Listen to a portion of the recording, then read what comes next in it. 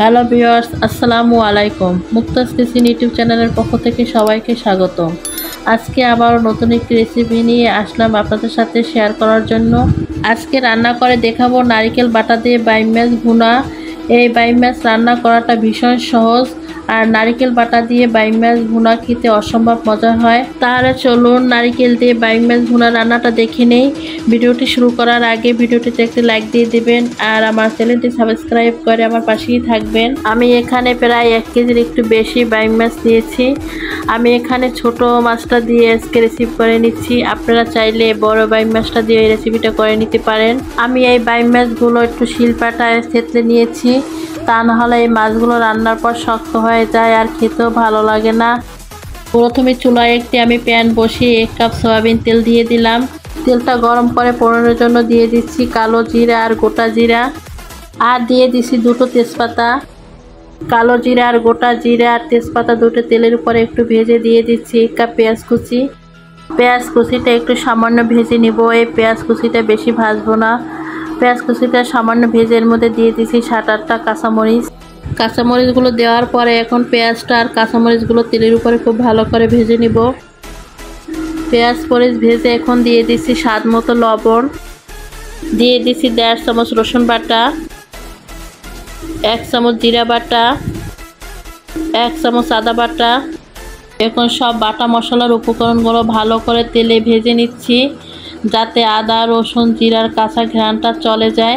সমস্ত মশলাগুলো তেলের উপর ভালো করে ভেজে নিয়েছি। এখন দিয়ে দেব 1/2 কাপ পানি। এখন গুঁড়ো মশলা অ্যাড করব, সেই জন্য এই পানিটা দিয়েছি যাতে গুঁড়ো মশলাটা না পুড়ে যায়।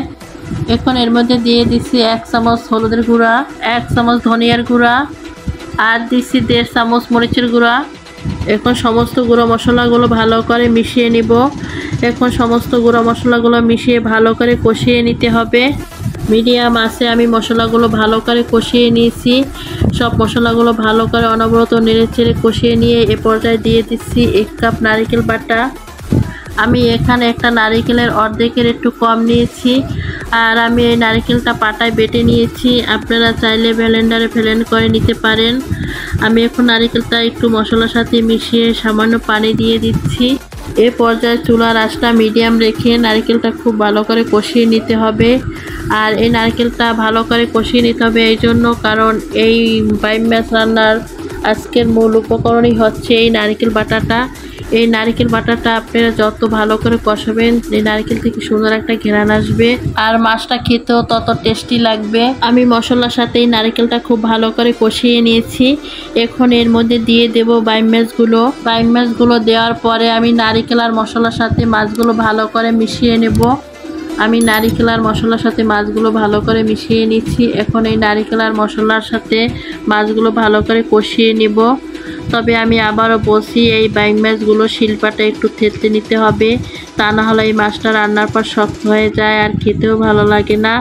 আর এই মাছগুলো শিলপাটা একটু থেতলে নিলে মাছগুলো নরম হবে আর খেতেও খুব ভালো লাগবে। আমি এই বাইম মাছটা নারকেল আর মশলার সাথে ভালো করে কষিয়ে নিয়েছি। এখন আমি এখানে পরিমাণ মতো পানি অ্যাড করব। আমি এখানে 1.5 কাপের চেয়ে একটু কম পানি অ্যাড করেছি। আমি আমার মাছের পরিমাণ বুঝে এখানে পানি অ্যাড করেছি, আর আপনারা আপনাদের মাছের পরিমাণ বুঝে তারপর পানি অ্যাড করবেন। আর যেহেতু মাছটা নারকেল দিয়ে ভুনা করব, সেই জন্য পানিটা বেশি দেওয়া যাবে না, একটু কমই দিতে হবে মাছের পরিমাণ বুঝে। এখন খুব ভালো করে নেড়েচেড়ে মিডিয়াম আঁচে ঢাকনা দিয়ে মাছটা 10 মিনিটের জন্য রান্না করে নিব। 10 মিনিট পর আমি ঢাকনাটা তুলে নিয়েছি, আর এই 10 মিনিটের ভিতরে আমি অফ ক্যামেরায় একবার নেড়েচেড়ে দিয়েছিলাম, তা না হলে মশলা নারকেলটা কড়াইয়ের নিচে লেগে যাওয়ার সম্ভাবনা থাকতো। ঢাকনাটা তুলে আমি মাছটা ভালো করে নেড়েচেড়ে দিয়েছি, আর মাছটা আমি আর ঢাকনা দিয়ে রান্না করব না। এখন এভাবে আমি 5 থেকে 6 মিনিট রান্না করে নিব। আর এখন আমি একটা টমেটো কেটে উপর থেকে দিয়ে দিচ্ছি, আর দিয়ে দিচ্ছি কয়েকটা কাঁচামরিচ ফালি করে কেটে। আর এই মাছটা একটু ঝালটা একটু বেশি দিতে হবে, কারণ বাইম মাছ যেহেতু নারকেল দিয়ে রান্না করতেছি, সেই জন্য একটু ঝালের পরিমাণটা একটু বেশি দিতে হবে। আমি প্রথমে অনেকগুলো কাঁচামরিচ কেটে দিয়েছিলাম, তারপর গুঁড়ো মরিচ দিয়েছি, আর এখন কিছু কাঁচামরিচও দিয়ে দিচ্ছি। আর যদি আপনারা যে পরিমাণ ঝাল খাবেন আপনারা সেই পরিমাণে ঝাল দিবেন, সেটা আপনাদের টেস্ট অনুযায়ী ঝালটা দিয়ে নেবেন। আমি আমার টেস্ট অনুযায়ী আমি ঝালটা দিয়ে নিয়েছি।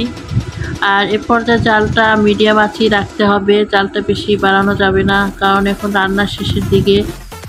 আমি সব কিছু একটু ভালো করে নেড়েচেড়ে দিয়ে দিচ্ছি এখন উপর দিয়ে ধনিয়া পাতা। আমি ধনিয়া পাতাটা দেওয়ার পরে উপর থেকে সব কিছু একটু সমান করে দিব। আর ধনিয়া পাতাটা দিয়ে এটা বেশি আমি রান্না করব না। তারপর চুলার আঁচটা অফ করে দিয়ে ঢাকনা দিয়ে কয়েক মিনিট ঢেকে রেখে দিব। কিছুক্ষণ পর আমি ঢাকনাটা তুলে নিয়েছি আর আমার রান্নাটা সম্পূর্ণভাবে হয়ে গেল। আর খুব সহজেই তৈরি হয়ে গেল খুব মজাদার নারকেল বাটা দিয়ে বাইম মাছ ভুনা বা বাইম মাছ রান্না। নারকেল দিয়ে এভাবে বাইম মাছ রান্না করলে খেতে খুবই মজার ও টেস্টি হয়। আশা করি আজকে আমার এই নারকেল দিয়ে বাইম মাছ ভুনা রান্নাটা আপনাদের কাছে ভালো লেগেছে। যদি ভালো লেগে থাকে তাহলে আমার ভিডিওটিতে একটি লাইক দিয়ে দিবেন আর আমার চ্যানেলটি সাবস্ক্রাইব করে আমার পাশেই থাকবেন।